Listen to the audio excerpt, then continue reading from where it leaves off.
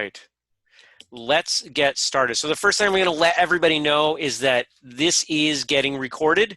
It will get released. You'll have the opportunity to watch it again if you have to leave halfway or anything like that. Totally fine. Want to make sure it's available to as many people as possible. I want to reiterate that Craig was gracious enough with his time. We are doing this simply to share. There's no sales pitch, right? It seems like every Zoom call, every webinar has a sales pitch built in. We're not doing any of that. So I don't want you to be afraid that at some point, we're going to try to steal your credit card or anything like that. If you have any questions, you can drop them in the chat and we may answer them now. We may answer them later. At the end, we'll give an opportunity for audio Q&A if you want to ask a question. And I'm committed to keeping this to an hour. So I believe you all know me, but people watching later might not know me. I'm Jeremy Lesniak. I'm the founder here at Whistlekick, host of Martial Arts Radio. And one of the things that we've been getting into more and more at Whistlekick is providing resources for martial arts schools, school owners, instructors. And today we're going to talk about something that's pretty heavy, which is what I'm calling a second wave of COVID-19 and its effects on martial arts schools. And I'm joined today by Sensei Craig Wharem. Hey, everyone. I'll let Sensei Craig give you a little bit about him because you all may not know him. Yeah, so I'm the managing director at Karate International in Exeter, New Hampshire.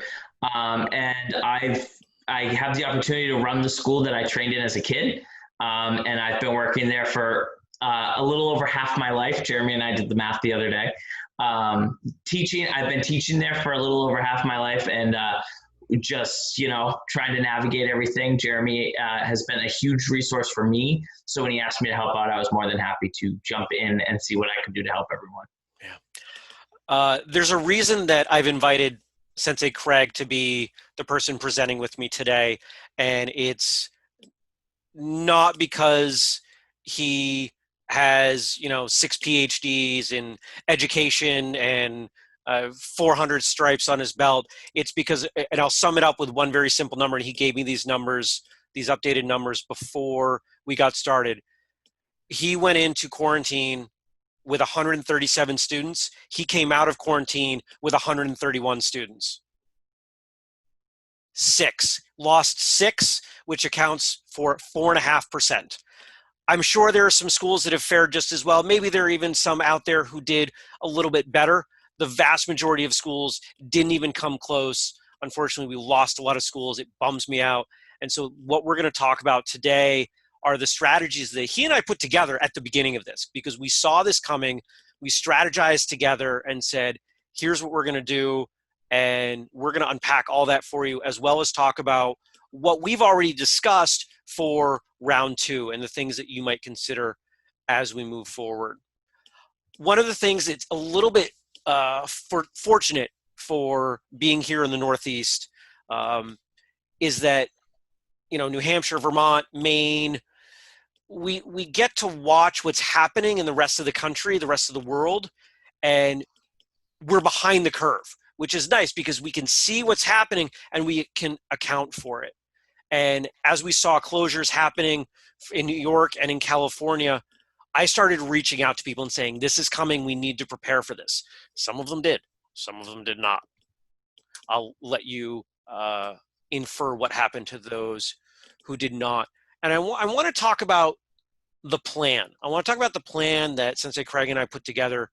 At Martial Arts Radio, we put out a couple bonus episodes as this started happening. If you haven't checked those out, you might consider that additional material that you want to go over. But everything fell under a 2-word heading that we're going to use going forward as well: massive action. And so when Sensei Craig and I talked about massive action, we talked about the things that could be done that met that. And so I'm going to hand it over to him now to talk about what were some of those things, Craig, that fell under that heading of massive action rather than pull back or wait or hide in the corner. Other than calling you hyperventilating? Yes, other than that. Poor Jeremy was my buddy. I think he heard from me every 3 hours for the first week or two. There was a lot going on. There was a lot going on, and it was an important time. I attribute for me, the first thing I did that really helped me was I gave myself a chance to breathe, right? So in Exeter, where I am, schools closed March 13th. I said, okay, all right, well, I'm going to modify my schedule. I'm going to clean my floor in between every class. I'm going to just make this happen. And the Monday I did that, it became very clear to me very quickly that was not going to be good enough.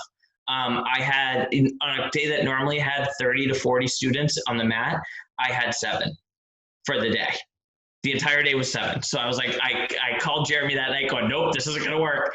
And I was driving and I had an idea. And the idea was, well, wouldn't it be cool if I could find a way to give every single 4 to 17-year-old student I have private training?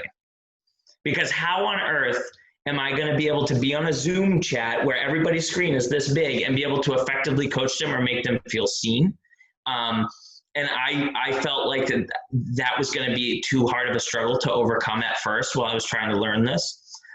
So what we did was I structured it in a way where I said, okay, I'm going to teach from 9 to 5 every day, 9 to 5.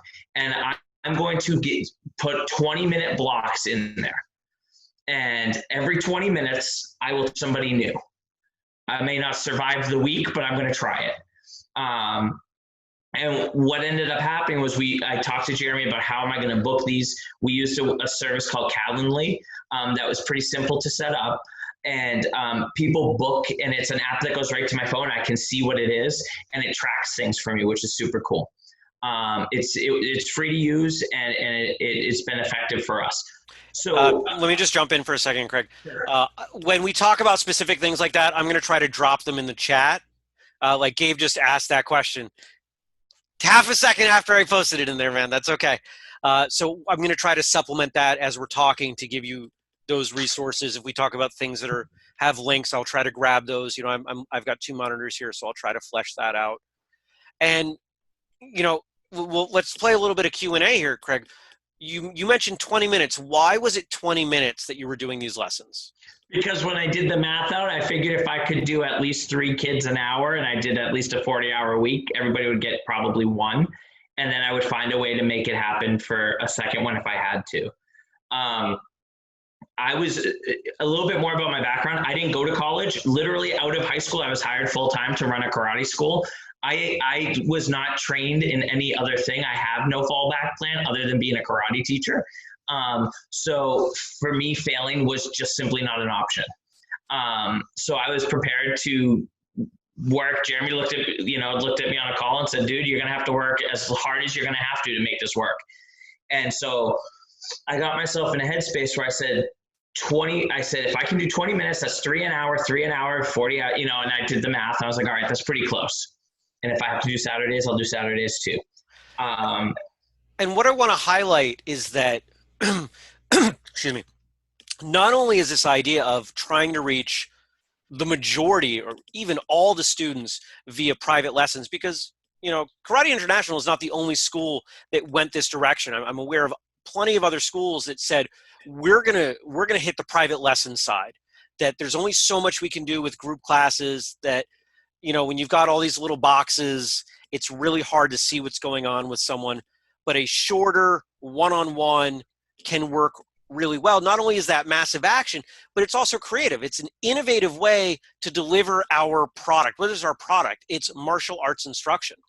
So to find those creative ways of how to do that, I think is really important. And you said, Craig, that as we were talking earlier, I know this, but I'm playing interviewer. It wasn't just one-on-one interviews, right? Or one-on-one instruction, that you had some group stuff, you had some pre-recorded stuff, you had a really good mix. So can you talk about that for a second? Sure. So the preface was, the first thing I thought of was private lessons. And then it became clear again that I'm one dude, and how sincerely, how long was I going to be able to sustain that, right? Because we had no end in sight of when we're going to be able to bring people back. So I went, okay, I have to start pre-recording things. I have to give people drills and stuff like that. a parent of one of my students, and actually one of my adult students now, he has professional camera equipment. So I called him up. I said, hey, can you come in? I want to pre-record some videos. We started setting it up where every other Wednesday he would come in. I canceled all private lessons for the day. You couldn't sign up that day. And I pre-recorded. And we ended up, just by having fun and breaking things down like we normally would, we ended up with like over 200 videos. And I would send out 2 to 3 a week in a weekly email, say, practice this specific stuff at home. So every Monday I sent out an email that was, don't forget to book your private lessons. If, by the way, you go that route with the app, it will message you on your phone. Like my phone is always muted now, but I get apps on my phone or notifications. And if you send out a thing and you say, don't forget to book your privates, your phone is going to explode with notifications at first because everyone forgets till Monday to book their karate appointments, right? So then all of a sudden I'll look down like, why do I have 75 notifications? But then what I did was I pre-recorded and I started sending that out. I did weekly workouts. And we started sending that out. I encouraged people to participate in as many things as they wanted. One of my initial ideas, which I ended up having to let go because it just didn't take off, and I needed to spend energy elsewhere, was on weekend challenges, right? So I would encourage all the kids, go take your Legos and build your dream dojo. Send me pictures, post them to my Facebook, email them to me. I want to see them, right? Make a family martial arts movie, right? And with stunt fighting, and make mom and dad do karate with you. I got one video, right? Like, and it was clear that they weren't going to participate. The one video was hilarious, but it was clear that they weren't going to participate. So, and that's a perfect illustration of you were so creative. You tried so many different things that there were things that didn't work. Yep. And you threw a bunch of stuff against the wall. You found some of it worked, some of it didn't. Some of it worked for some people and not others. Yep. But by being creative and delivering a lot of different options for people, it gave them the ability to find a sense of normalcy in their life. One of the other pieces, I'd say the secondary piece to massive action, is as a martial arts school, creating some stability. Being we talk about being pillars in the community as martial artists, as a martial arts school. What is a pillar? A pillar is something you can lean on. It doesn't fall over. It's stable. It's reliable. And to carry that mindset forward and to illustrate that for people who literally are afraid for their lives. Because remember in those early days, the media was telling us that we might all die next week. It was a terrifying time. And I'm not trying to be flip about this, but it was a very scary time. And a lot of people were looking around saying, what hasn't changed? What can I kind of build my life around? And for a lot of people, it was martial arts. To say, okay, we've got live classes, we've got pre-recorded classes, we're mailing you stuff, we've got private training. Maybe everything else in your life is changing, and maybe even the way we deliver martial arts is changing, but it's still going to be here. The schools that found a way to deliver have stuck around. The ones that waited, the ones that pulled back, the ones that hid in the corner did not. Or they're not going to survive round 2. One of the things that we wanted to talk about, Craig, if you could talk about the quality of the videos and the kind of the paradox there that they don't have to be. Yeah. Okay. All right. So we all have trained in martial arts. We all teach it. We all do. We all, in some fashion, are the person who looks like, we're the expert, we're the professional. And the first time I did a video, I'm like, we're doing a 5-minute video. It's going to be all this stuff. About a minute and a half, and I was like, holy cow, 5 minutes is a long time for a pre-recorded video. like I ran out of things to say, and I was like, I'm just going to stand here and stare at my videos are about 60 seconds, maybe a little bit longer. It is one quick drill. It is explained. It is demonstrated. It's broken down a little bit if there's a little nuance they need, and that's it. And it always ends with, we hope to see you guys soon. And what I did was I started uploading them to my members. I have a members only section to my website. I started uploading them there where I already had a bunch of curriculum videos that no one ever looked at before the pandemic. They were just sitting there gathering cyber dust. And now all of a sudden everyone's like, wow, I really wish we knew these videos were here. And I was like, I've been telling you for years they're there, right? And then they were like, this is great. So, but they were fun drills. It was how to do bow staff with a pool noodle, right? It was how to stunt fight. It was, oh, play this game at home. I taught part of a Kung Fu set because my background's in Kempo Karate and Kung Fu. And I taught part of a Kung Fu staff set with a partner. My partner and I were holding broomsticks. We were holding real brooms and mops, right? It wasn't trying to make light of the situation, but it was trying to make them feel like everything at the dojo is still okay. Mr. W is still okay. Because our students look up to us. And for me, it was very, very important that they saw me laughing. They saw me smiling. They saw me saying, I care about you, because I do that to them every time they're in my school. Every student, I walk by and I talk to them. I pat them on the back. I say, hey, how you doing? How's your dance recital? Whatever. Whatever's going on in their life. And I wanted them to still have that, because if moms and dads all of a sudden became school teachers and full-time employed and trying to figure out how to buy groceries when there's no toilet paper, right? Like they're trying to figure out how all of this is going to work. Mom and dad, their usual support system were so flustered that I had to find a way to provide them that sense of normalcy that they weren't going to get anywhere else. So my videos, some of them are goofy. And Jeremy saw that we had plenty of bloopers when we would get punchy towards the end of the day. There are a lot of bloopers that just won't go out anywhere because they're for staff eyes, you know. But the key to those videos is to have fun with it and remember that at the end of the day, we're teaching discipline, but it's supposed to be fun. And they're getting enough stern. So those pre-recorded videos, short, sweet, fun, and exciting. That's the best way to do it. Yeah. And you'll get more people to watch them. There's a concept I want to hit on here that I think this is a good time to introduce it, and it's the concept of value. And if you think about your martial arts school, if you think of your students, why do they come? Why do they part with the time and the money to be part of the school? It is because in 100% of cases, they value what you provide to them more than they value the time and the money.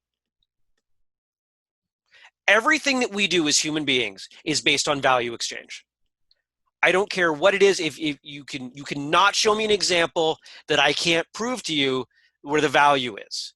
Oh, but Jeremy, I pay my taxes because they make me. No, because you value being out of jail more than you value the money, right? It exists everywhere in every decision we make. And when you start to look at the decision makers, whether those be the parents or maybe it's adult students, if you hone in on that value, what is it they need? Value can shift. And through all of this all the coronavirus stuff, what people have valued has shifted a bit. Are you going to be able to deliver the absolute best martial arts technique instruction via videos and one-on-one Zoom classes? No. If you're delivering the same caliber in this format that you were in person, we need to have a conversation about where you're falling down with your in-person training. I don't think anybody's going to question that. It is a substitute. It is an inadequate substitute, but it's a substitute. But that doesn't mean that you can't deliver value in other ways. Craig talked about funny videos and being creative with the types of instruction. That's how you build value. And what Craig and Karate International did, it not only met some of those needs and maintained value, which is evidenced by people not leaving, but there were a few things that you guys did that I want you to talk about where I believe on the other side of this, your school will be much stronger. We talked about the delegation, the other things that you guys kind of did as a team that may or may not apply to all of you depending on how much staff you have. But I think the concepts are worth illustrating because culture matters. If you've trained at more than one martial arts school, you know that culture is not the same in every school, and it's really important. So why don't you go ahead and talk about that? Sure. So first, my tagline that I say to everybody is Karate International is a family, right? And family doesn't end when you stop paying me. I'm always around for you if you need me. That goes to I have my college kids who don't train with me anymore. They don't pay. They call me all the time. Um, and that was important. The best reference I can give for what I want my school to feel like, and I think I'm pretty successful. And Jeremy, you've been there, so I think you can attest. The cheers. Right? Norm walks into cheers and everyone yells his name and he feels comfortable and he feels happy. I think I'm pretty accurate that the school feels that way. I have a competition with my leaders. So I have 5 tiers of instructor, level 1, 2, 3, 4, and 5, because I'm not clever enough to come up with cool names. And my competition with my level 1 and 2s is be the first person to greet somebody at the door. And I don't care how far away you are when you do it, right? So they have to beat me. And if I'm in the middle of teaching a technique and somebody walks in the door, I will still shout hello to them. But so how did we kind of navigate finding that culture in that way here? Right, I got off on a cheers tangent. That was the direction you wanted me to go, right, Jeremy? I got excited. Yeah, you're good. You're good. Keep going. I get excited sometimes, guys. I'm sorry. So how do we make that happen? Well, first, I was very, very fortunate, and I'm one person from KI talking tonight because I was the guy kind of sitting in the big chair in charge. But there were college kids that I hadn't seen in a while that called me when this happened and said, "What's the dojo doing?" And when I said we're going to do private lessons, they said, "I'm in," and they just started showing up and teaching. There were 8 of us at some point doing something. And here's how we made it work. We found a way to have lunch with the kids twice a week from 12 to 12:30. What we ended up finding was that Tuesdays and Thursdays were the most popular days because we tracked them. So I get a chart with all sorts of numbers on it. This is how many people attend this day. This is how many, and it does it weekly for me. And so I say, okay, these days, and all they would do from 12 to 12:30 is log on and eat a sandwich in my face. And I would try to talk to them. Okay.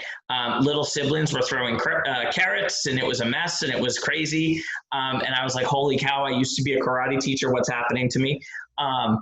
But the lunch with the kids was nothing more than to keep them socially connected to the dojo. They weren't in a classroom setting. They weren't just talking to me. They were having a moment where they could spend time with people from class. They were spending time with us. We weren't wearing our uniforms. We weren't, let's start working. We were just like, hey, how's it going? How's your day? Who's got their puppy with them? Show me your puppy. Like, that's what we would do. I have seen more dogs and cats, by the way, in the past 4 months than I've ever seen in my life. And I grew up on a farm. Okay. It was one of those things where, to me, if my staff and I just taught karate, we weren't going to survive because the need had shifted. At this moment, the students did not need to learn discipline. They needed to learn perseverance. They needed to learn how to endure a challenge. I'm going to assume that everyone on this call has gone through a black belt test. We learned endurance, folks. Life has just given us all a black belt test, right? And it ain't over yet. Okay. I love that you keep calling it round 2, Jeremy, because I feel like round 1's done and I'm like spitting in the bucket and my quarter coach keeps telling me to get up, right? That's what it feels like. The difference is, and we're going to talk about this, there's no time in between rounds on this. Yeah. There's no break to spit in the bucket.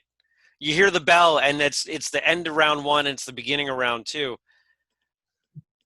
I like the lunch because it's creative. Yeah. It's different. And that creativity is really crucial. And I want you to take a moment, talk about camp, because I think that's a great illustration of taking of the stability that need for normalcy, not just for the students individually, but for the presentation of the school and the confidence that the school has in remaining. So every year, to give you background, every year Karate International on Father's Day weekend has done a weekend sleepaway camp. For 20 years, we went to Lake Winnipesaukee. We sleep in cabins. It is my favorite weekend of the year, and it's every kid's. It is the biggest event. If you're a professional wrestling fan, it's our WrestleMania. They get a special logo every year. They get it in January. We hype it up. It is a huge deal. And every year I have 70 plus people there. It's so much fun. And I was in denial. I was like, no, camp's going to happen. No, I'm not, no, right? Until eventually the place called me. They're like, yeah, Craig, no, it's just not going to happen this year. And I was like beside myself. And I called Jeremy. I was like, no, there's no way that this camp can't happen. And we played around with a couple ideas. And then we came up with the KI 21st Annual Weekend Camp at Home Family Edition. And we did a virtual Zoom weekend camp. Okay, so here's what it looked like. First, I was very fortunate. Again, a lot of things, I just have a vast network of people that I've met over the years.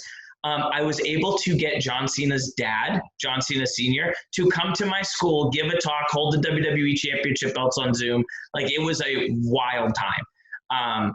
And as a kid who grew up loving WWE, I got to hold one of those belts, and that was maybe the coolest experience in my adult life. So he came up and he talked, and I had him kick it off. And from now on, every year we can camp, we're going to have somebody kick camp off because that was so much fun. And then two of my guys who have been kind of spearheading this whole effort with me taught fort building.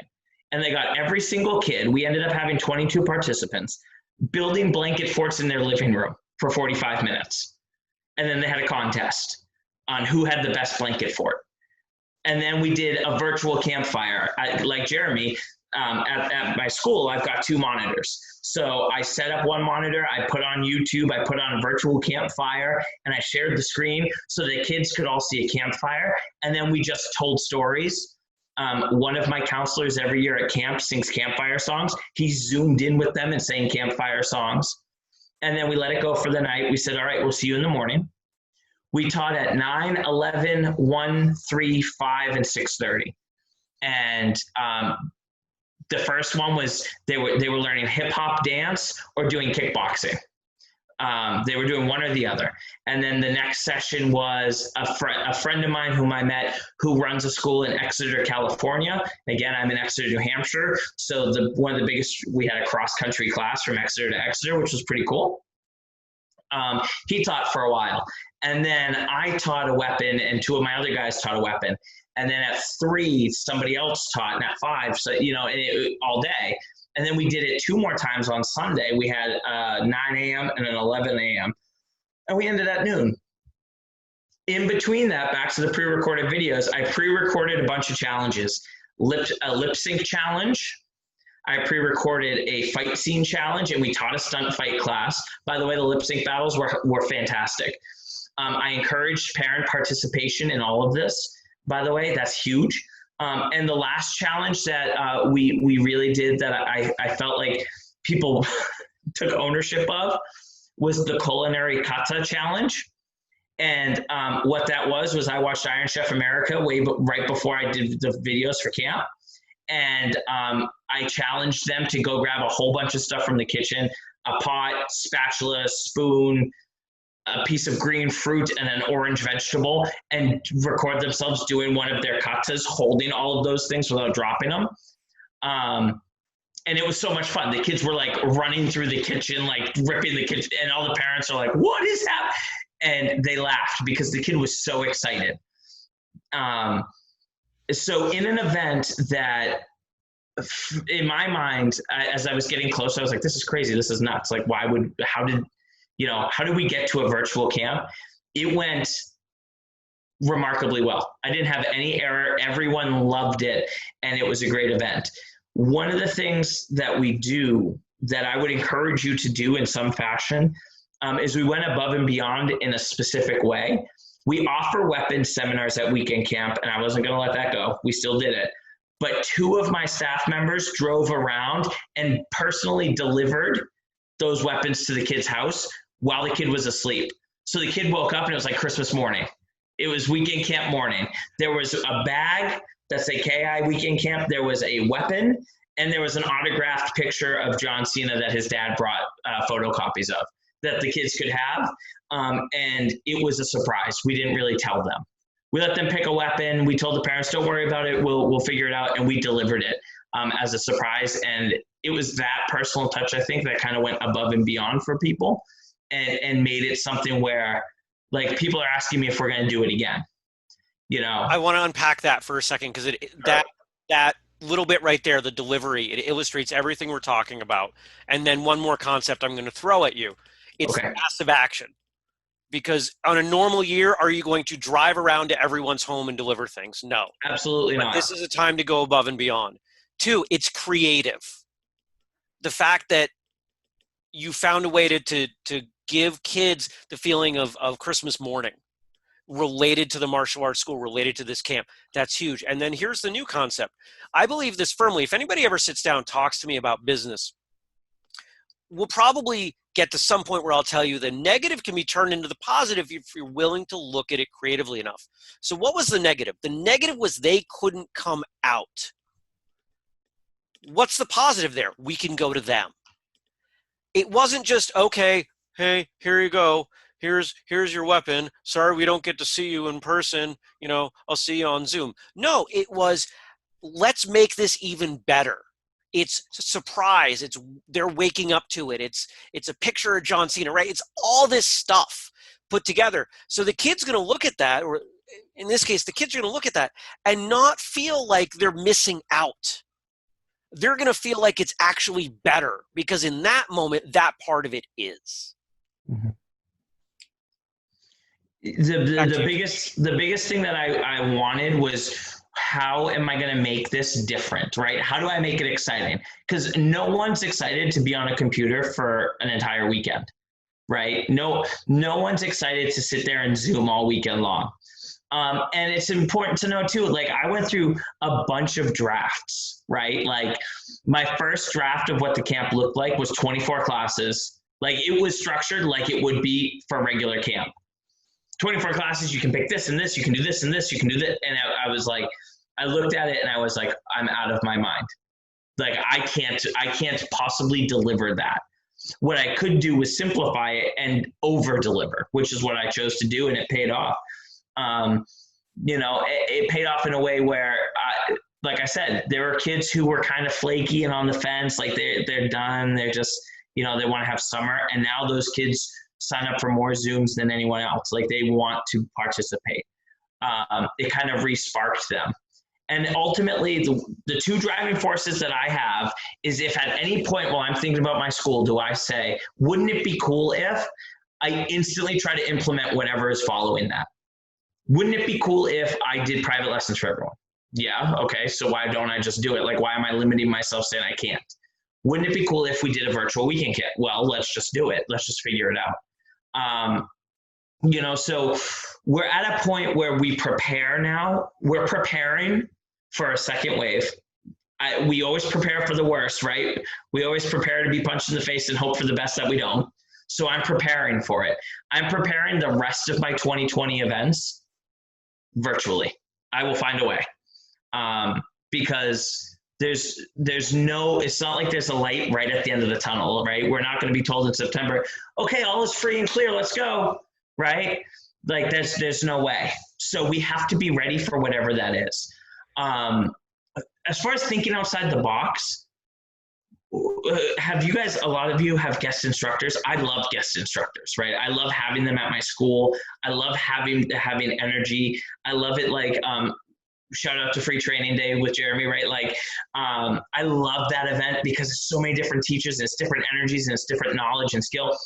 If you aren't playing with that for whatever reason, I suggest you do, because before I'd call Jeremy and be like, hey man, can you come teach at my school? He'd be like, well, I'm in Montpelier. You're like, well, what do you want me to do? You want me to just drive down? And Jeremy showed up and taught at the virtual camp from his living room, right? Like, we are no longer limited by distance. Right. And that's one of the things that is going to persist, is that people's comfort with this technology will remain. Yeah. The idea of having someone on the other side of the country teach a class, you hook Zoom up to a big TV, that would have been weird before. It would have been goofy. It would have seemed like a cop out. Why didn't you fly this person out? Not anymore. So there's a negative being flipped into a positive. Yeah. Yeah. And if nothing else, to be completely honest with you, I taught 2 classes the entire virtual camp weekend. I had guests for almost everything else because I felt like, frankly, they were tired of seeing my face on a Zoom, right? Like, to make it special, it needed to be something other than this, right? And in that time, the kids were excited. They were excited to see. They all know Sensei Jeremy and love Sensei Jeremy anyway, but they were excited to see him again. It's one of those things that it reinvigorates us as teachers too. I'll be honest with you. I've been in my own school for 4 months, and man, did I feel like I was alone on an island. Like, the martial arts community as a whole can band together and help get each other through this, because we're only as strong as the others who do this, right? The tide rises all ships, and that's the thing is, in a moment where we're trying to teach our students, reach out, ask for help, band together. We can all do that too. And if we do that, we'll see our way through it. We'll weather the storm. Let's talk about the storm. Let's start talking about what's coming. I feel like I'm giving you wonderful segues. You are. This is why we make a good team, man. Batman and Aquaman. Earlier it was Batman and Robin, but nobody ever wants to be Robin, so we agree. And I have Jason Momoa hair. I left his abs at the office. Sorry, guys. All right. Let's talk about what's coming. We don't know exactly what's coming. We know where we're at. We know where we've been. It could be worse. It could be better. We're seeing a lot of variety depending on where you are in the world as to what restrictions are being placed. And of course, we have to work within whatever those restrictions are. But there is one hard and fast, I'm going to call it rule, that we all have to be aware of. Whatever you did in round 1 will not work in round 2. People are exhausted. It doesn't take long on social media to see that everyone is scared and they're tired and they're stressed. And so if we go back to this principle that your martial arts school needs to be a beacon of stability and present some normalcy into their lives, if you are not helping to compensate for that stress, that negativity that the world is cramming down their throat right now, you are missing an opportunity. I'm not going to say definitively your school won't survive. I don't know that. But I can tell you that the opportunity here is to increase the value proposition with your students and their families by delivering to them more of what they need right now. I'm going to call it Zoom fatigue. How many of us took a look at what we were doing today saying, oh, great, another Zoom class? I did, and I'm hosting it. Jeremy, if it makes you feel better, this is my 12th one of the day. We're all sick of Zoom classes. We're sick of it. But it works, it's cheap, and we're going to have to keep doing it. But it doesn't mean this is it. You need to give other stuff. This is where the creativity comes in. If you're gonna run the same playbook you did before, you're not making it into the playoffs, right? That's what this is. We've seen some attrition. You've got to go back. You've got to take a look at what worked, what didn't work. Some of you know about my rule about making 15% incremental improvement. This is a time for at least that. You've got to take a hard and fast look. Okay, if I put in 20 hours into running this school before, I'm going to need to put in more. I'm looking at 25 or 30 now. If in that 20 hours, I did A, B, and C, and my students loved A, they liked B, they kind of tolerated C, C is out. Dump it. It doesn't mean that you put all that time back into A. It means that you come up with D, E, F, G, and however many other fingers you have, and you throw stuff at the wall and you see what sticks. Will a lunch group work? Maybe. What about a book club? What about, Craig, you and I brainstormed like 30 different things the other day. Oh, we did, and we yeah. So that's Jeremy just hit it. We talked about this the other day, he and I, and we're starting our book club in about 2 weeks. I have two parents willing to helm it. One's a librarian, and one's a former high school English teacher. So they said that they would love to help. Um, yeah, the thing is, you have to have, and I was already toying with the idea of having, I call them off-hour clubs. I love schools, right? I love them. I think that there are certain things that they do very, very well. And I mean like elementary, middle, and high schools, not martial art. I love martial arts schools too, obviously, but I looked at what they did and I said, what can I do to make my school seem like school? And so I looked at clubs. I've got two groups of teenagers that play Dungeons and Dragons once a week. I've got the lunch groups. I'm starting the book club. I've got a teen who wants to literally sit and play guitar, I think, but she'll have other kids play with her, right? Like I have started doing, and Jeremy used this word the other day on our phone call, and I like it. I have started deputizing people to help me because I'm one dude and I can only do so much. And if you ever see me play guitar, you'll know that I can't, right? So I start to find, I deputize people. I say, hey, you know what? You're a librarian. Can you give me a reading list and would you help me do a book club? Hey, Jeremy, you know way more about stuff than I do. Will you please talk to me on the phone while I breathe into a brown paper bag, right? Like I find ways to deputize people to help me because we're in a world now that martial arts schools have never had to survive in. Right? Like in our memory, we've never had to fight through a pandemic. So there's no roadmap.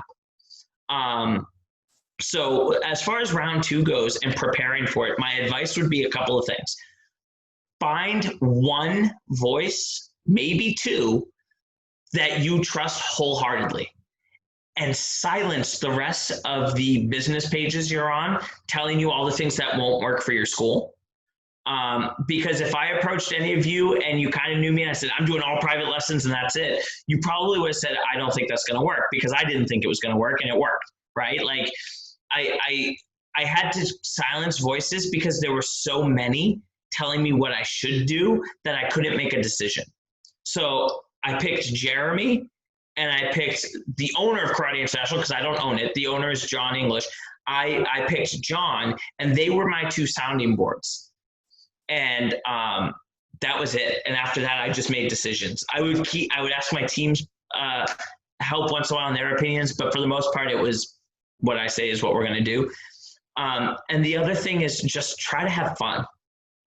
And it's the same thing when I go and I teach instructor development to people and I try to help them become better teachers. Martial arts is supposed to be fun. Yes, we're stressed that our schools may close.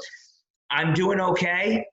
But I'm also aware that I could wake up tomorrow and have a bunch of people say, you know what, we're done with Zoom fatigue, right? It's real and I know it's coming if I don't do something about it.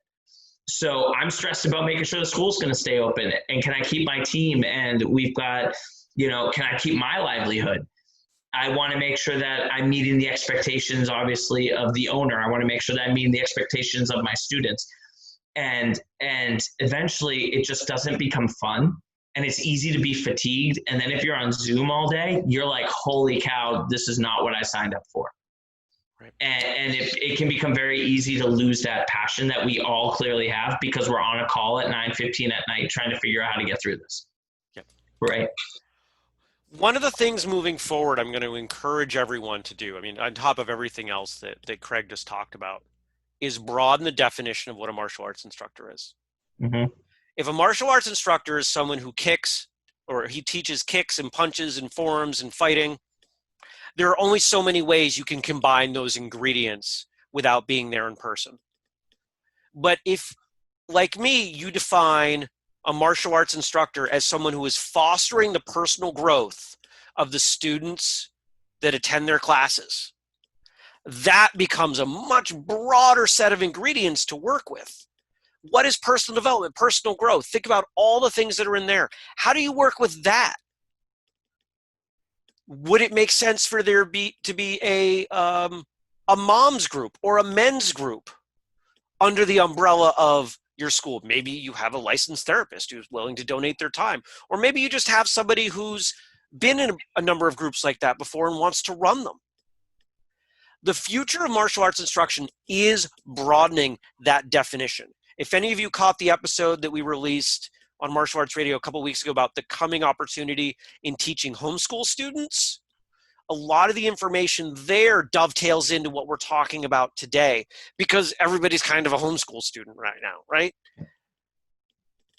Our roles as instructors are responding to the needs of the student, but also the people around them, the families, the parents. Craig talked about virtual camp, at-home family edition. We picked those words. We talked about those words and the importance of family edition, because it set the tone that those offerings weren't just going to be for the student. It was going to be for that entire family. How do we get the others involved?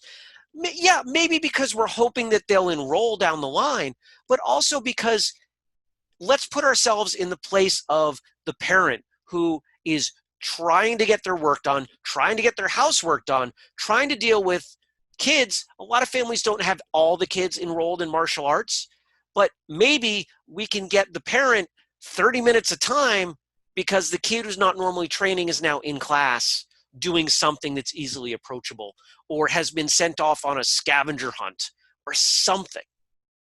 If you think about, we were talking, you hit this, I want to hit this point again. If you think about what schools, what public schools, private schools, non-martial arts schools typically provide, think about the things that aren't being provided right now. The social component is massive. I'm seeing some stuff coming out talking about concerns around children's socialization. And if you have kids, you're probably seeing some changes. What else is there? There's meals stuff, whether it's you're finding a way to work with the community to get meals provided, or just eating meals together. Think about what happens in a typical day of school. They're not doing the same thing over and over again. They're not doing martial arts, martial arts, martial arts, martial arts, nor are they doing math, math, math, math, math. There's variety in there. So finding variety is key. We're good at giving them movement. We're good at giving them structure. It's time to give them some of those other things. And two quick points to that. One of the things, the first thing I did to try and project confidence to everybody was I sat down and I did a video just like this. It was just me sitting on a stool. And I said, guys, I'm sorry we're all going through this right now. We'll get to this together. I have said for years that Karate International is a family. I've talked the talk, now it's time to walk the walk. I'm here for you and anything you need. I love you guys and I am here for you always. And then I said, I'm excited to see you at the grand reopening when we're allowed to have you all back. And ever since then, all we've done is talk about the grand reopening. We're so excited. We're going to have a huge raffle. Kids can earn raffle tickets by posting videos to Facebook. No one does that. No one gets those tickets. Participating in 2 private lessons a week. Participate in the weekly theme. We had a tropical week. We had crazy outfit week. We had crazy hair week. We had fun fact week, animal week. I ran out of weeks at one point. I was like, what's this week's theme? And somebody said wild card. And I went deal, because that meant that it was going to be whatever the instructor wanted it to be.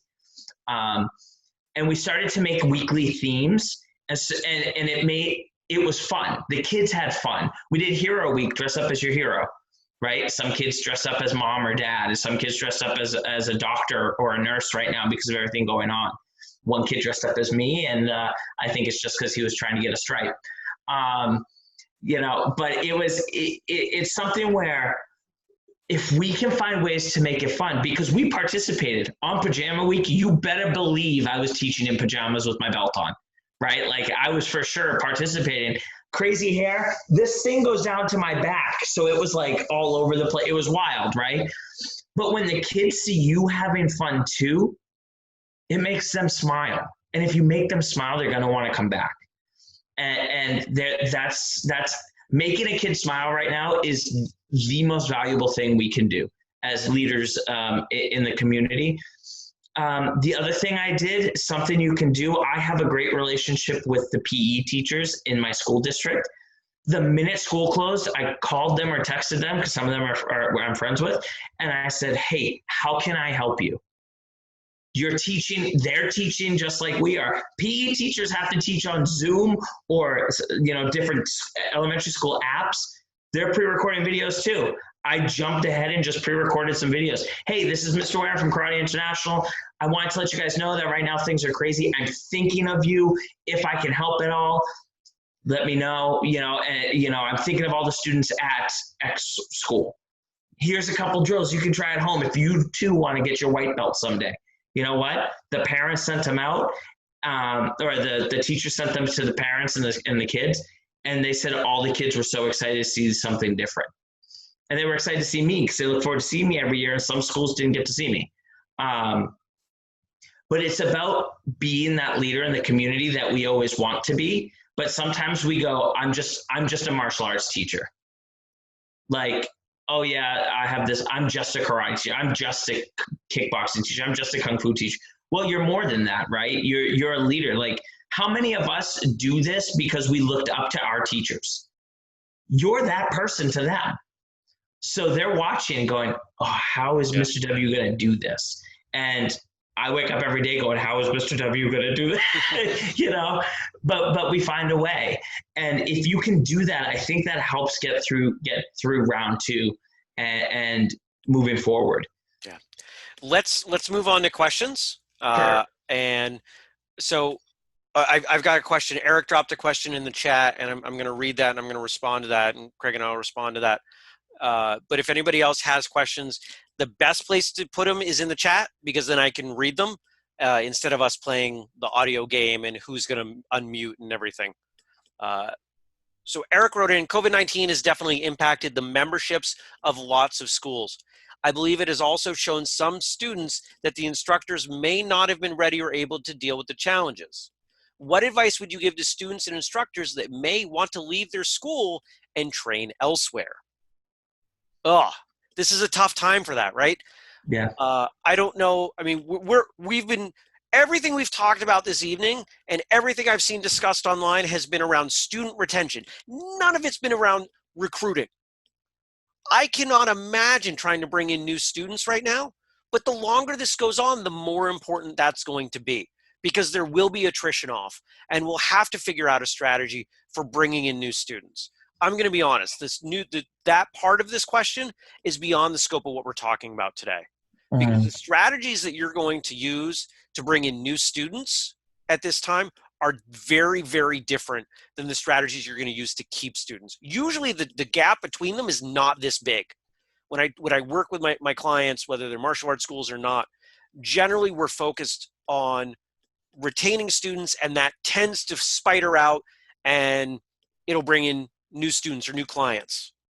Some of that will continue to happen, but we're talking about a daunting thing, joining a martial arts school at a time that's already daunting in a format that is weird, right? It's tough. So we're not going there. But I want to talk about if instructors want to leave. If this is at all financially related, if you are training, let's say it's a situation like Sensei Craig. You don't own the school, but you train at the school. It is your principal source of income. This is not the time to leave. This is not the time to jump ship. You're not going to replace that income. Don't try. If the school closes, you do what you got to do. And maybe you're driving for Uber, or maybe you're starting up your own private Zoom martial arts school. I don't know. I don't know what that looks like. But I think bottom line, if we go back to some of these principles we've laid out today, we're looking for stability. We're looking for normalcy. This is not the time to try to change.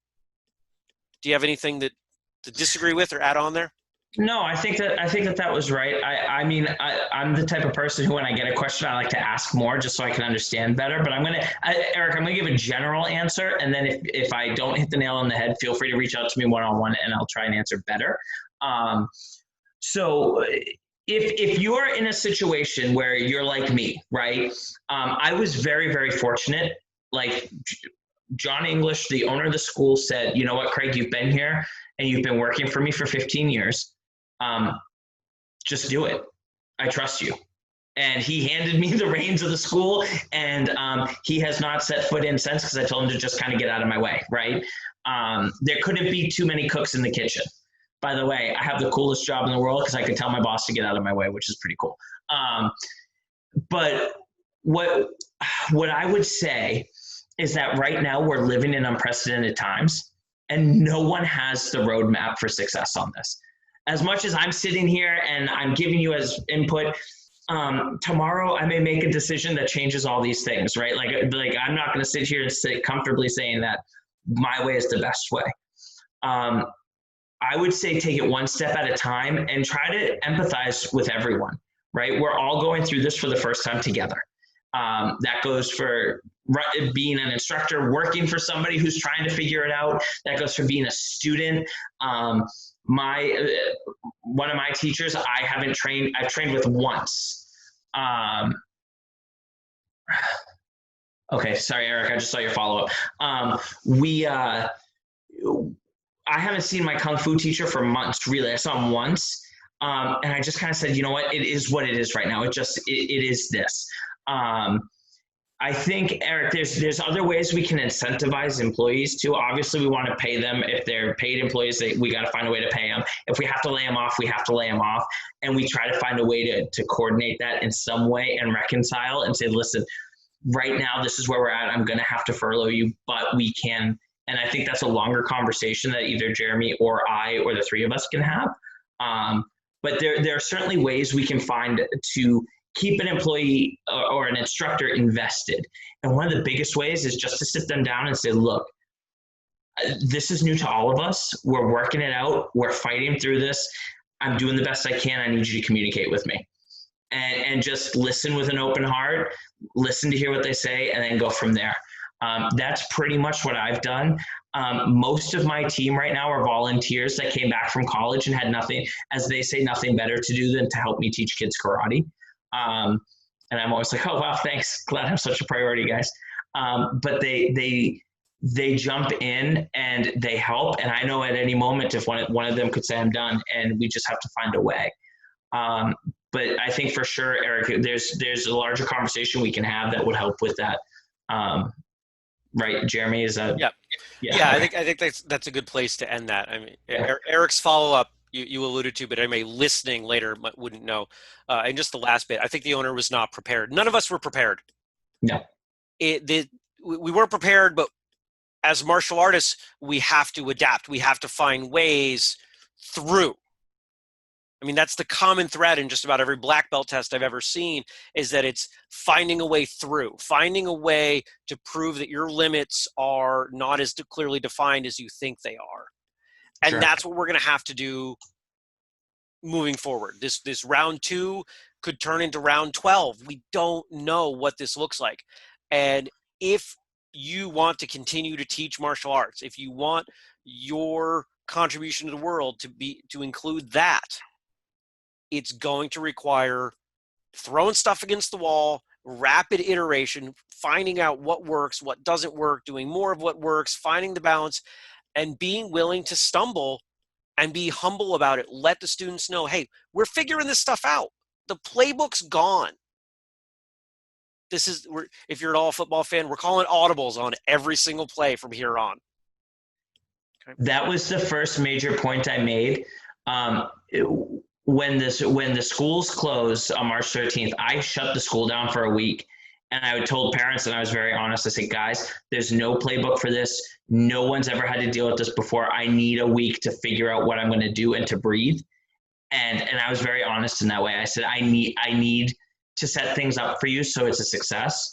And I still say, they're like, hey, when are we going to do this? I haven't done a belt test since March. You know, I had to think about that. I haven't done a belt test since I could have people in person.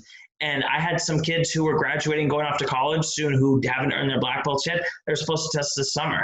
And I said, guys, I can't, you got to be 6 feet apart. You can't fight. What are we going to do? And they all said, no, we want to earn it when we can earn it. And you know, that's a testament to them, but it's also just being honest. Not getting frustrated, saying, I don't know what to do and I don't know what to do. Hey guys, we're working it out as best we can. you know, Yep. at the end of the day, we're martial artists, and we'll get through it. Exactly. All right. I'm not seeing any other questions come in, so let's do this. If anybody has follow-up, maybe you're watching this later, listening to this later, if there's stuff that you want to ask, the easiest thing to do is to email me, because that's, it's going to go out over all the whistlekick channels, so you can email me. If it's a question that is most appropriate for Sensei Craig to answer, I will forward them over to you. Excuse me, Craig, and we'll get through all this stuff together. I can't commit that Craig and I will answer every single question in tons of depth and draw out lesson plans for you and critique all of your videos, but we can answer your questions. We can offer some advice. We can offer some support through this, because that's what we're all doing, right? We're leaning on each other.